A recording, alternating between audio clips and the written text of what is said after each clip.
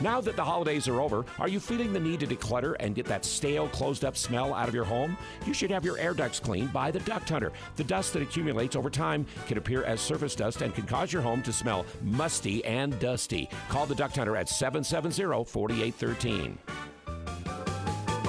We are the Duct Hunter. Breathe better, save money, protect your home.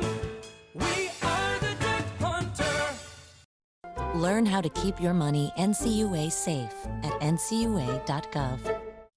To buy your home, you became a house hunting ace, learned about loans, scoured neighborhoods, and asked the right questions. If you manage that, you can get your retirement plan on track. Visiting aceyourretirement.org can help. Brought to you by AARP and the Ad Council. Help us recognize the champions in our communities. Submit your nominations by visiting kvnutalk.com. The Above and Beyond Salute, sponsored by Firehouse Subs. Bringing the governor inside your homes, hitting the issues that matter most to you. This is Direct Link with Utah Governor Spencer Cox on stations throughout the state in partnership with the Utah Broadcasters Association. And welcome to Direct Link on stations throughout the state of Utah. Robert Lovell with you from Mid-Utah Radio, bringing you tonight's Direct Link with Utah Governor Spencer Cox. And Governor, as always, thank you for taking the time to join us today. Well, Robert, thanks for having me. It's wonderful that we have this opportunity. I'm grateful to the Utah Broadcasters Association for giving me this chance every month to connect with people in rural Utah. Yeah, we're excited to have you on and talk about, obviously, issues that not only affect the state as a whole, but in rural Utah, a lot of those issues as well. And we do want to remind our listeners that if you have questions that you would like to ask the governor, you can give us a call at 435-835-5555. Again, that phone number for tonight is 435-835-5555. 5555. If you'd like to ask a question for Governor Cox, then you can give us a call, and we'll either take your question and I'll ask it personally, or you can also talk to the governor directly as well. So that phone number, 435-835-5555. Governor, to start tonight's program, I'd like to ask you about the State Bill 215, Senate Bill 215, as we look at that one and just kind of get your thoughts on how you came around to the idea of supporting this latest voucher bill.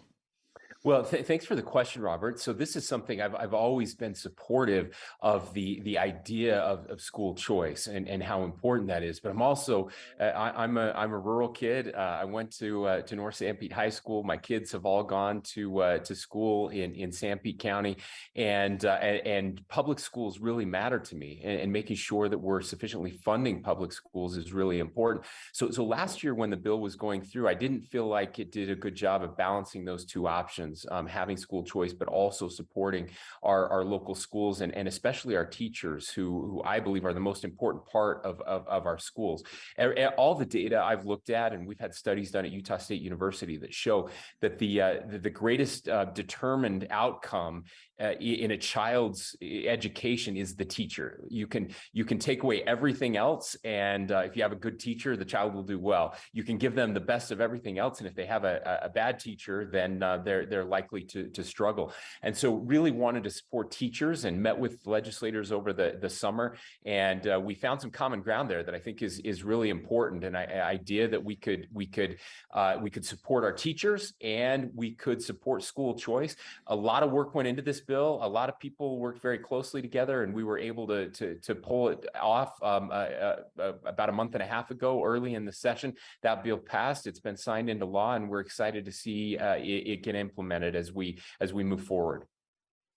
I've had the opportunity to talk to several current and past educators about this, and I know as I've talked to some of those educators, they refer to public education as the great equalizer, making it possible for students, regardless of income level for their family, whatever it may be, to be able to have that access to a good education.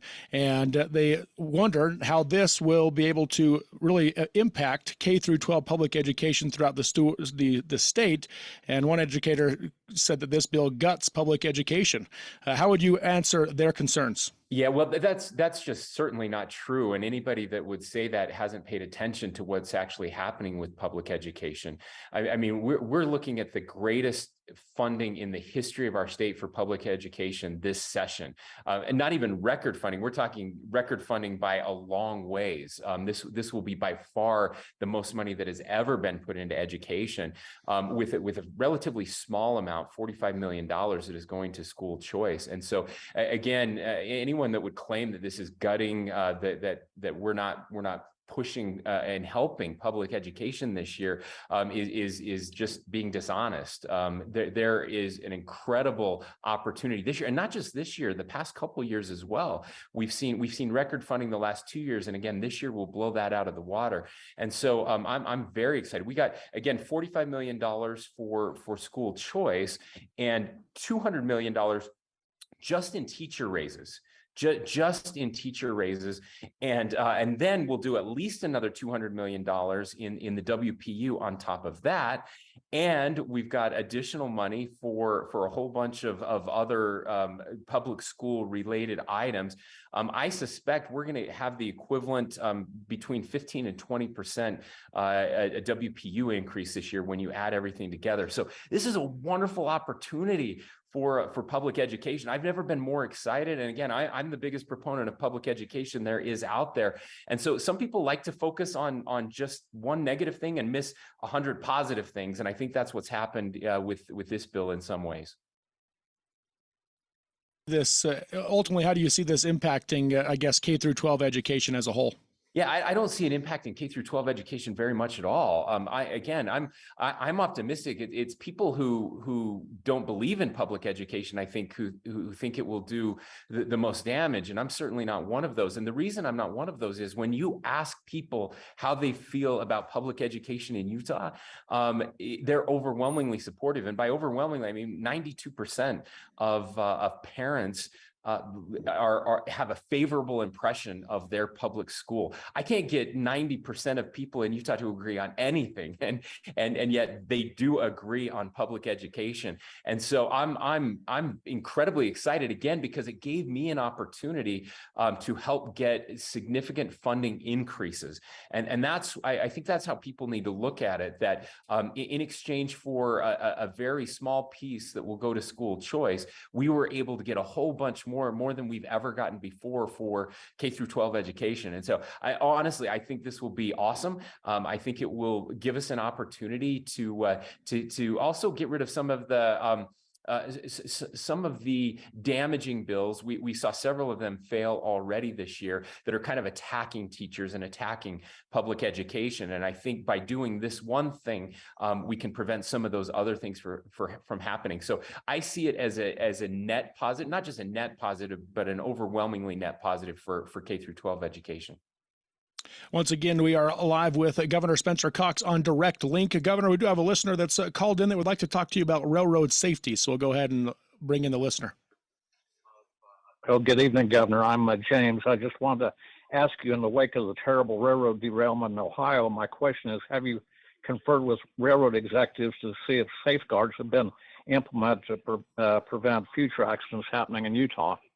Yeah, thank you, James. That is a terrible tragedy that has happened in Ohio, just devastating. And of course, the chemicals that leaked there. Our prayers are with the people in Ohio, and certainly hoping that the officials there are doing the right thing. I've had some concern about the federal response, as I know many Utahns, many Americans have had as well. And so we're watching that very closely. We have over the years had conversations with railroad executives in Utah. We have had some derailments. We had one in southern Utah a couple of years ago. Fortunately, it was in a very remote place, and we didn't see any damage done like what we're seeing in Ohio. But we do know that trains that come through Utah, and again all across the United States, carry some chemicals that can be very dangerous.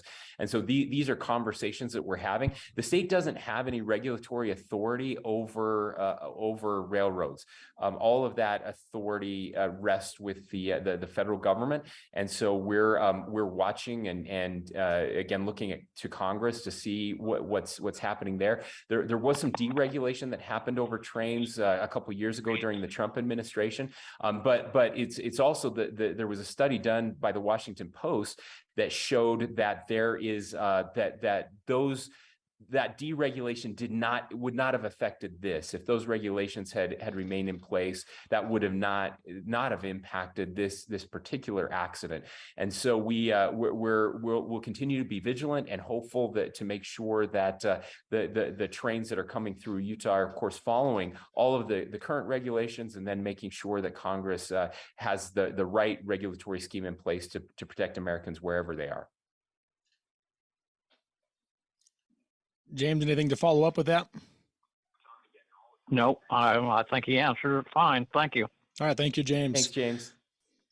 Once again, if you'd like to call in and ask the governor a question, the phone number to call is 435-835-5555. That's 835-5555.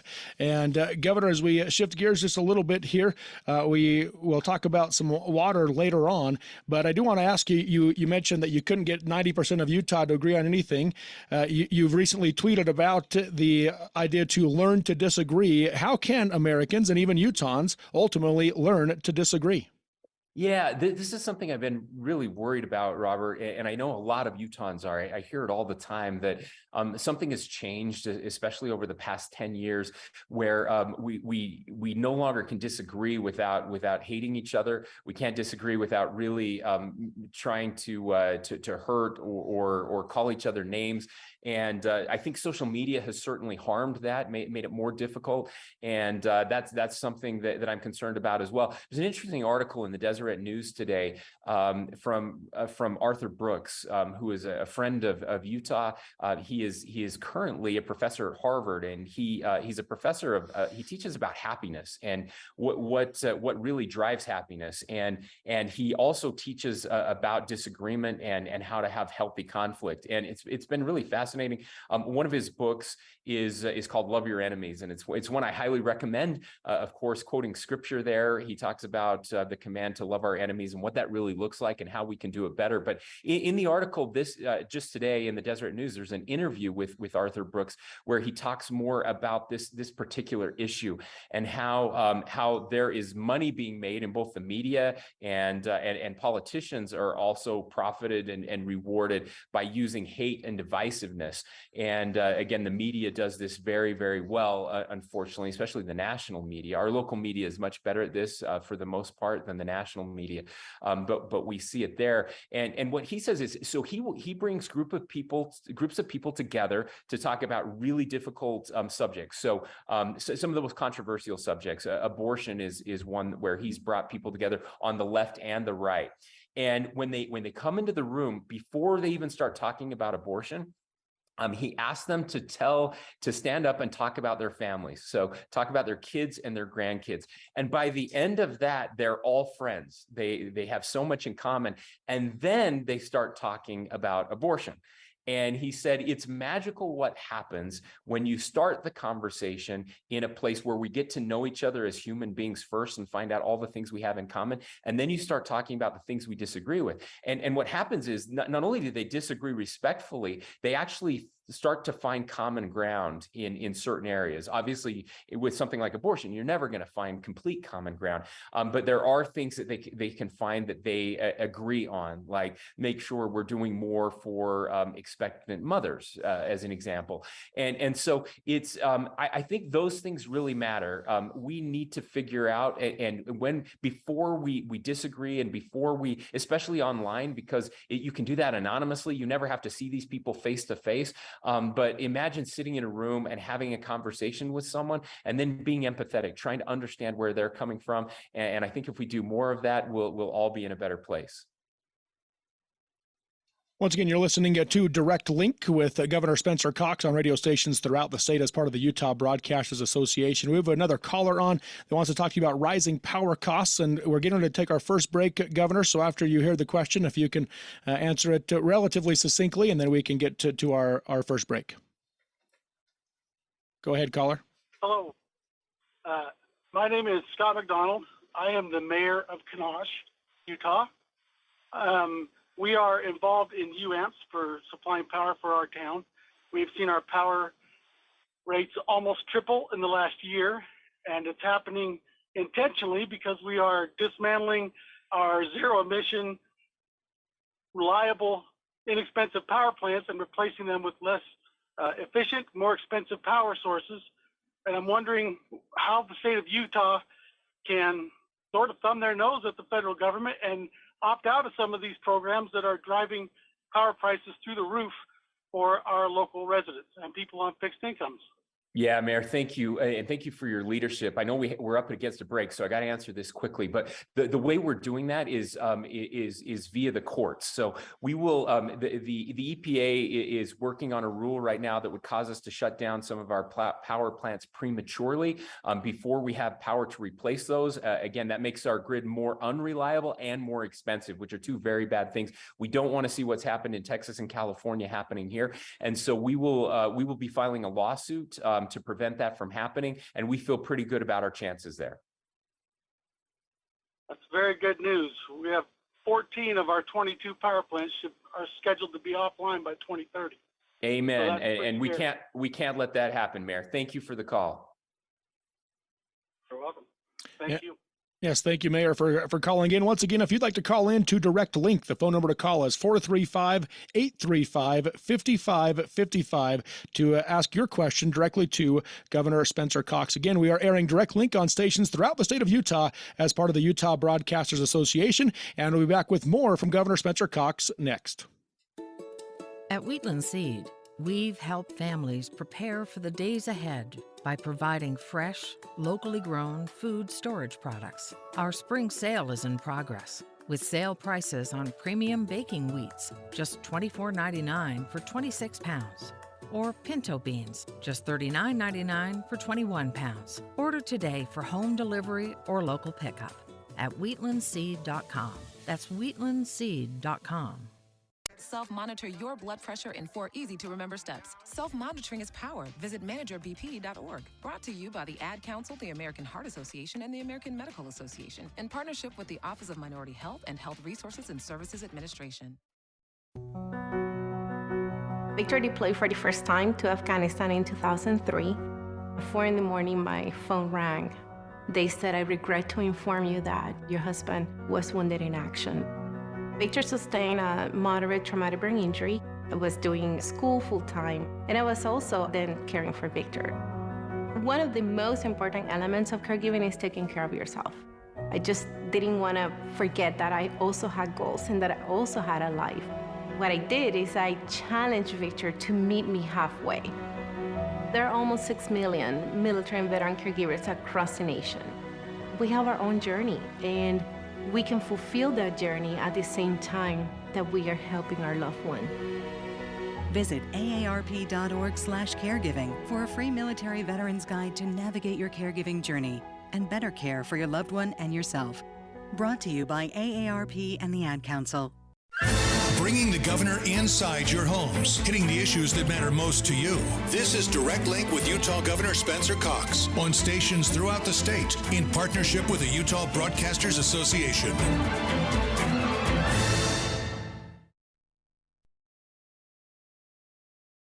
Listening to Direct SVC.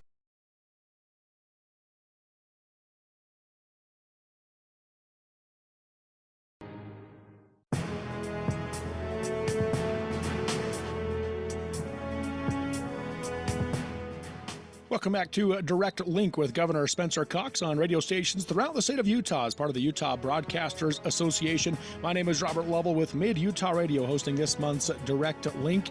And again, if you'd like to ask a question directly to Governor Cox, the phone number to call is 435-835-5555. That's 435-835-5555.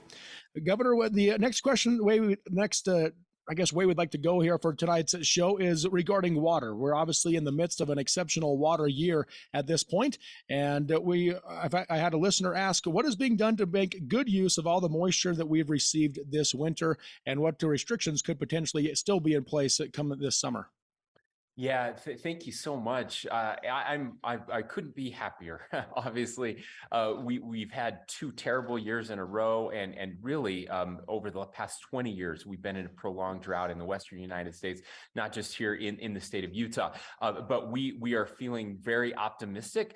We are just a little over about 150% of normal here in most of our water basins in the state of Utah, and there is more snow coming this week and next week in the forecast. So it looks like we're going to get some of those good spring storms that we desperately need in March and April. In fact, March, April, and May are three of our wettest months historically in the state. We've had above average snowfall for 5 straight months in October, November, December, January, and February. So all in all, just an exceptional water year, the best we could hope for.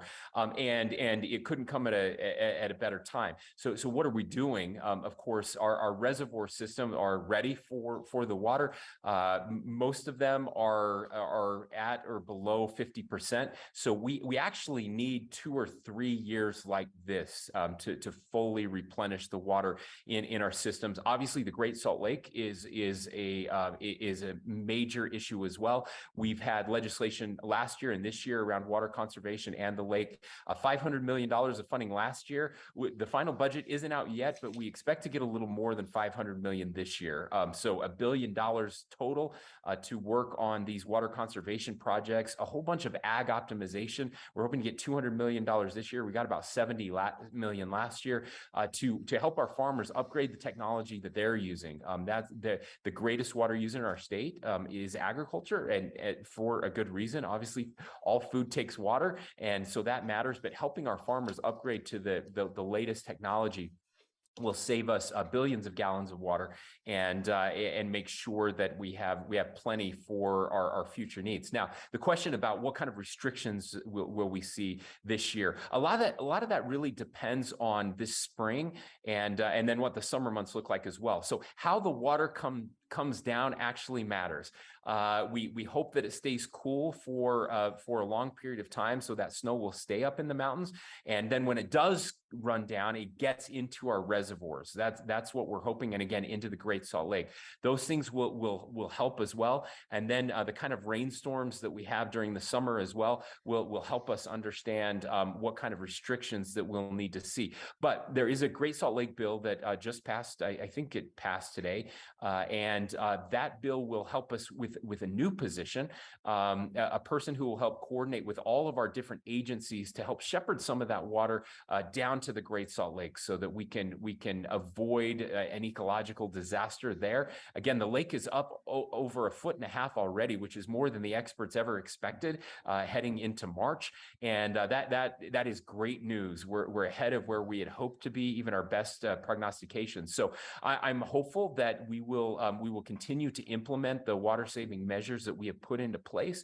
That will allow us so our kids and grandkids can continue to live here, and again, we can make sure that we're filling our lakes and reservoirs, and every different district will make different decisions based on their water needs this year and their water resources this year. So pay attention to your local districts, and hopefully we don't have as many restrictions as we've had to have the last couple of years.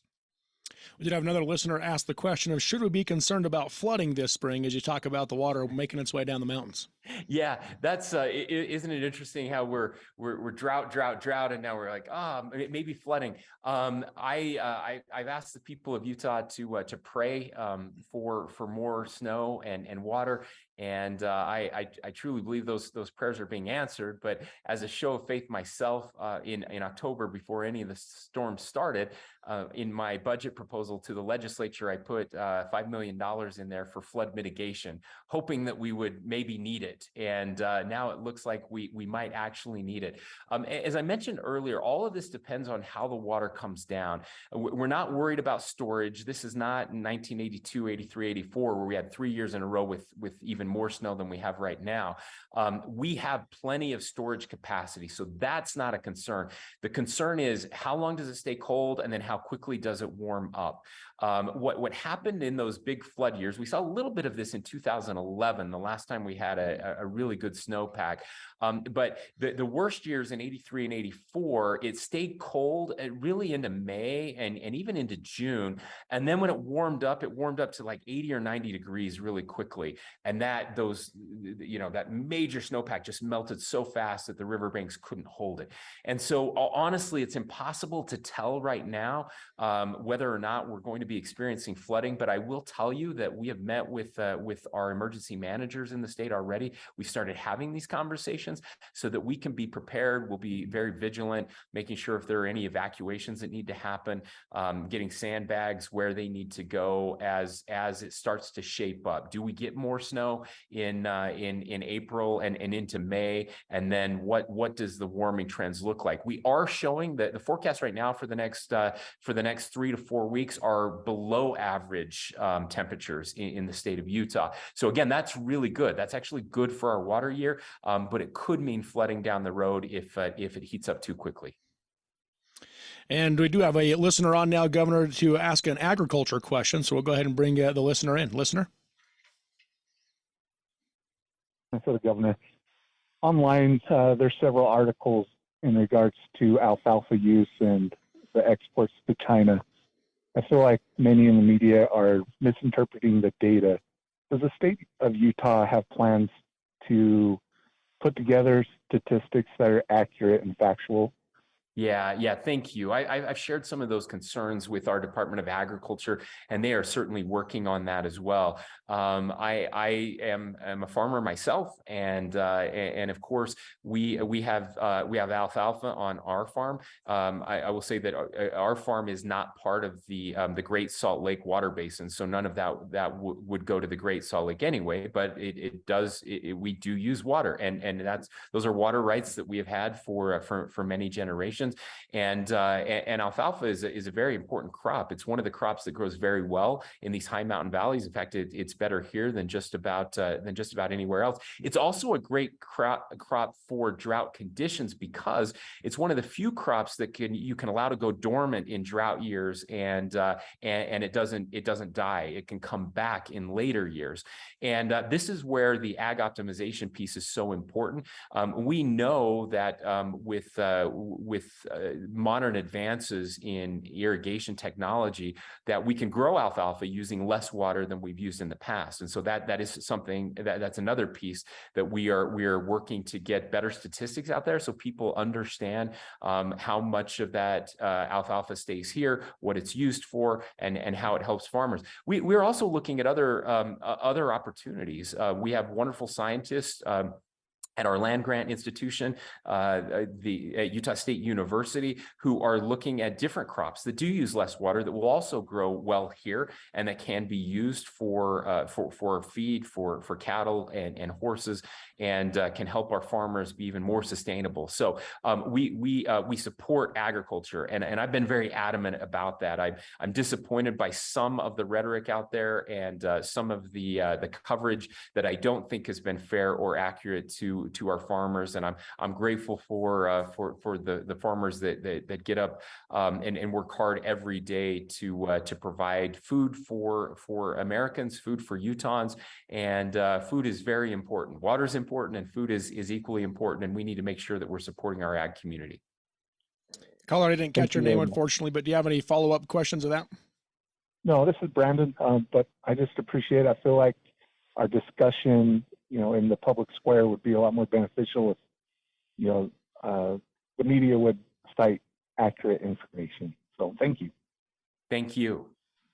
Thank you, Brandon. Appreciate your phone call. Once again, if you'd like to call in and ask the governor a question, the phone number to call is 435-835-5555. That's 835-5555. Governor, are there any other bills or concerns that you might have about agriculture right now in the state of Utah? We're very fortunate. We have a very strong ag community, and we have significant support for agriculture here in our legislature. There was a time when we were kind of going the other direction. There was only one full-time farmer, and I think I was the other part-time farmer in the legislature when I was there. Since then, we've added some members of the agriculture community, Representative Scott Chu from out in the basin, Senator Sandel from up in northern Utah, in Box Elder County. We just have some wonderful legislators that really understand the ag community. And I think these programs that we're putting together will be extraordinarily helpful. I mentioned that $70 million that we put in last year. That went very quickly. Those are matching funds. And so there is certainly an appetite there. Farmers really do want to do their part. Another piece that we're looking at is preserving ag open space. I'm actually much more worried. I'm less worried about the water that farmers are using, because we can fix that. We can do better there, and we're going to. But I'm actually much more worried about losing our ag space in Utah. That's where water for development comes from, and we've seen farms disappearing all across the state. We have less farmland available now than at any time in our state's history, and so that really concerns me, and we'll be working at that. We have several other, I think, very positive things that are happening in the legislature right now. We're working on an agri park, an ag park, an ag technology park in central Utah, and we have some wonderful legislators there. Senator Owens, who represents kind of the mid-Utah, he's my senator, has been working really hard on this with several others. That's moving forward. I mentioned we're putting aside money to help preserve this agriculture land through the Lee Ray McAllister Fund, and it looks like we're going to be able to get some additional funding this year for those conservation easements that many farmers prefer, so that they can keep it there for many generations. We're also working on food security funds to local producers to increase capacity during what we saw during COVID should worry everyone. That's why the attack on agriculture is deeply concerning to me, because we saw what happens when supply chains are disrupted.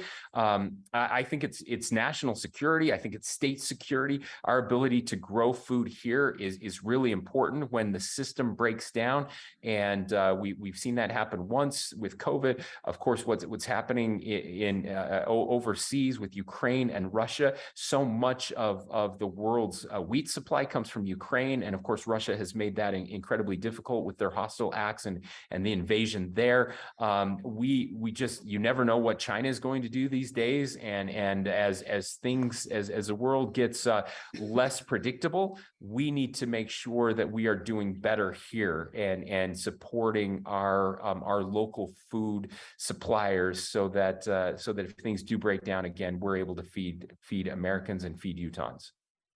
Once again, you're listening to Direct Link with Governor Spencer Cox on radio stations throughout the state. We do have another caller coming in to ask questions about water. We'll ask the caller to hang on the line, and we'll get to them after the break. If you'd like to call in to ask Governor Cox a question, the phone number to call is 435-835-5555. That's 835-5555. Again, you're listening to Direct Link with Governor Spencer Cox here on stations throughout the state of Utah.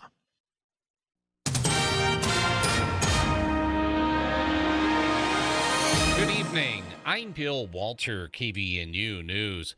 Utah Saves Week started Monday. This is the time during the last week of February to help people focus on saving. It is held in conjunction with America Saves Week.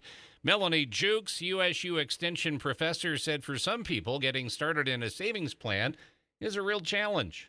Currently, 35% of households are unable to even cover a $400 emergency expense without borrowing money. And over a third of Americans don't have any money in savings. She said one way to increase your chances of saving is to automatically have your money direct deposited from your paycheck into a savings account.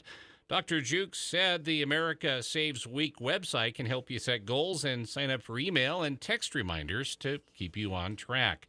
She said it's never too late to start saving. A multi-agency undercover operation focused around this month's NBA All-Star Weekend led to numerous arrests of people using the internet to solicit and entice minors. On Monday, Salt Lake County District Attorney Sim Gill announced 12 people were arrested during Operation Technical Foul, which was organized by the FBI's Child Exploitation and Human Trafficking Task Force over a 10-day period. Over 100,000 people visited northern Utah during one of the biggest events on the NBA calendar earlier this month. All those arrested are currently being held in the Salt Lake County Jail as their cases are reviewed. Slight chance of snow this evening. Snow likely after midnight. Accumulation around 1 inch. Overnight low 15 to 20 degrees. Snow likely Wednesday morning. Chance of snow in the afternoon. About another inch possible. High around 30. It was 33 today. For the latest news, visit CacheValleyDaily.com. The Alzheimer's Association and the Ad Council present the story of Cynthia and Ed. My mother was always very active and independent, and she was familiar with her neighborhood. But one day, out of the blue, she stopped at the stop sign for much longer than usual. And she didn't know whether she should go forward or turn or just stay at the stop sign. She wasn't even really sure where she was at. She was very concerned. It was very unsettling for her. It's important for you to talk to someone about it, to bring the family in on it. I felt so much better after my son told me, Mom, I don't want you to worry or be afraid. I'll be there for you and we'll figure it out. When something feels different, it could be Alzheimer's. Now is the time to talk. Visit alz.org/ourstories to learn more. A message from the Alzheimer's Association and the Ad Council. In honor of all those we've lost to cancer and those still fighting and thriving, like basketball analyst and cancer champion Dick Vitale. I want to beat cancer. I'm going to beat it. That's no doubt in my mind. I'm going to win this battle. Defeating cancer will take all of us. Join our team to help fund game-changing research that saves lives. At the V Foundation, V is for victory over cancer. V is for victory over the odds. V is for victory over health disparities, victory over setbacks, victory over the unknown. V is for victory over giving up. Don't give up. Don't ever give up. Join the V Foundation team and help save lives. Cancer can take away all my physical abilities. It cannot touch my mind, it cannot touch my heart, and it cannot touch my soul. Join our team in the fight against cancer at V.org. News Talk KVNU, 610 AM and 102.1 FM. Let's get back to the issues that matter to you with Direct Link with Governor Spencer Cox on the Mid-Utah Radio Network.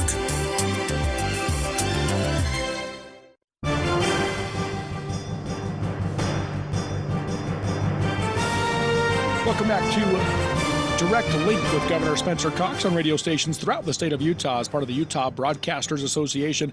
I'm this month's host, Robert Lovell with Mid-Utah Radio. And again, if you want to ask the governor a question, the phone number to call tonight is 435-835-5555. That's 835-5555. And we do have a caller on the line that has another question about water, Governor, so we'll go ahead and bring in the caller for that water question. Hello, Governor. It's great to hear from you. What's your question? Question I have is, what are we doing to increase the water? I hear a lot about conservation. What are we doing to increase the water supply in the state? Are we working with California to take water out of the ocean? Are we building more dams, or what are we doing to increase the water supply other than conserving water? Yep, it's an important question and one that we've been working on over the past couple of years. You're right that we haven't seen dams built much over the past few years. Really, any new dams built over the past 15 to 20 years anywhere in the United States. I think in Utah, maybe Jordanelle Reservoir was the last big project that was done. Now, we do have a list of projects. Of course, the best spots for reservoirs have already been taken, although there is a good one up Fairview Canyon that was supposed to be built many years ago and still hasn't been built. But we're looking to make sure that we're improving and upgrading the current infrastructure. So we've got money set aside for that with our dam safety project. But we do have a list of potential sites for new reservoirs in the state. And we are ranking that list, and then we will be working with the federal federal government because most of these are on federal lands. That's of course, when 70% of your state is owned by the federal government, most of the places where you can put these types of reservoirs are also going to be on federal land, which is a little difficult right now, obviously, with the current administration. But that is something that we're working on. You mentioned California again. We have these states, upper basin states and lower basin states that rely on the Colorado River, and we know that the Colorado River, specifically Lake Powell and Lake Mead, are in big trouble. Again, hopefully the snowpack will help with that this year. And California is the biggest user. We are right now going through a very healthy debate with the upper basin states and the lower basin states and the federal government trying to work through. There's not enough water for our own allocation. So how are we going to carve up a river that does not have as much water as the agreements that we signed many years ago would allow us to have? 6 states have been able to come to an agreement.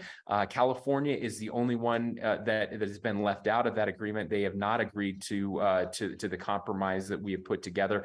And so we will continue to work to try to get that done. But that piece of California getting water out of the ocean, we think that is a really important part.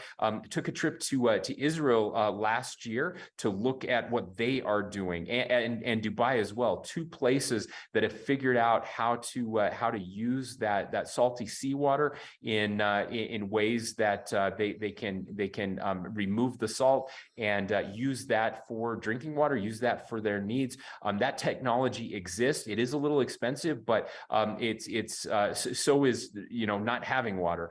And we think that is a good option, and we'll continue to work with the federal government and help push other states to use additional resources that are available to them.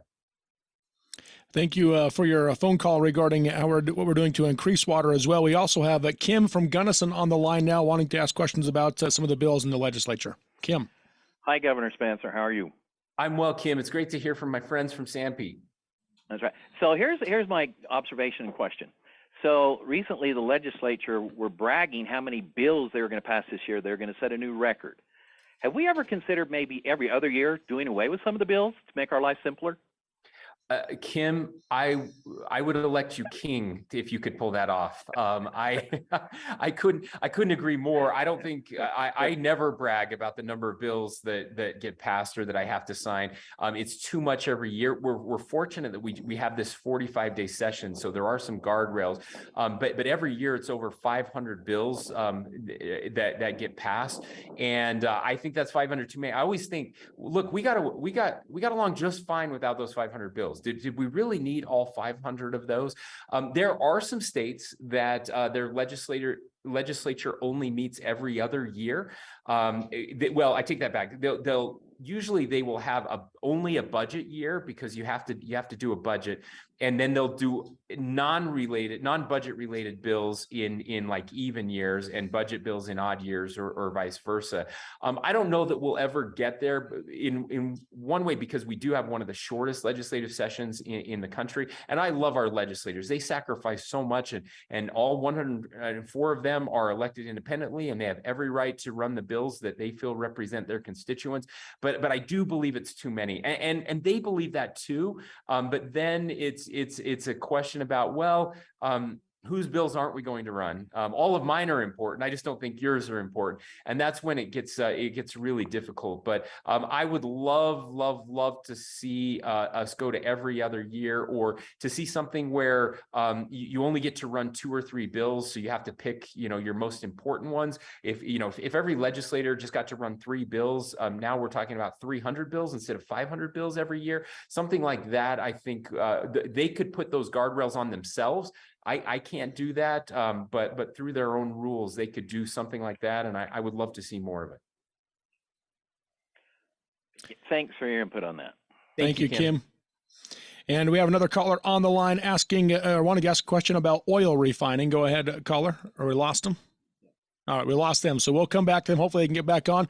But another question about the legislature from Delray in Monroe. Governor said he listened to an interview with Lieutenant Governor of South Dakota, and they are against the change of the Universal Commercial Code to change the definition of money, but they are fearing that the change would lead to a national digital currency, and 21 states would need to oppose the request to block it. So Delray is wondering if the Utah State Legislature is considering a request from that Universal Commercial Code. That's a great question. Thank you for asking it. As I mentioned, there are over 500 bills that get passed every year. There are 1,300 bill files open right now. I know most of them, but I don't know all of them. And I apologize that this is one I don't have an answer to. Certainly happy we've got the information now, and we'll go back and take a look at that one and see if that is on the docket. It's not one that has been brought up to me yet. All right, appreciate that answer, Governor Cox. We're up against our next break, so we will take our next break slightly early to make sure we have time for our final segment here on Direct Link. Once again, if you have a question for Governor Spencer Cox, please call 435-835-5555. That's 835-5555. And you are listening to Direct Link with Governor Spencer Cox on radio stations throughout the state of Utah as part of the Utah Broadcasters Association. In the beginning of time, in a land far away, hid a material in the earth so versatile that once discovered could give way to a century of innovation. From primitive weapons to railroads to buildings that scrape the skies. What is it? Steel. And without it, our world would look much different. Nothing is stronger or more versatile than steel. And if you want a building that'll stand the test of time, call Northern Steel Buildings at 435-677-7300 or visit northernsteelbuilding.com. That's northernsteelbuilding.com. Hey, that's one nice new bike, Josie. Yeah, birthday present. Rides really smooth, too. Oh, and I see you finally got a new helmet. I did. Bought it cheap online. Love those side wings. Hey, are you hungry? Yeah, I'm starving. And need some water, too. Okay, follow me. We'll turn off here. I'm right behind you. Hey, watch the cars. They can be crazy. Teddy! No! Are you okay? Teddy! Somebody do something! I called 911. They should be here soon. Was this young man hit by a car? Yes, and I'm concerned because his helmet is smashed and cracked open. It's a brand new helmet. It's probably a fake. Please help him. Fakes cause real harm. You're smart. Buy smart. Go for real. Brought to you by the National Crime Prevention Council and the U.S. Patent and Trademark Office. Millions of Americans with TMJ, also known as TMD, may be relieved to learn a neuromuscular dentist can alleviate their chronic head, neck, and back pain, clicking or popping in the jaw, and limited jaw movement. A neuromuscular dentist can find and maintain a pain-free, relaxed jaw position with orthotics, crowns, and veneers. Find a neuromuscular dentist at leadingdentist.com. Local news and the best talk. News Talk KVNU, 610 AM and 102.1 FM. This is Direct Link with Governor Spencer Cox on Mid-Utah Radio, KSVC 980 AM and 100.5 FM, and KMTI 650 AM and 95.1 FM.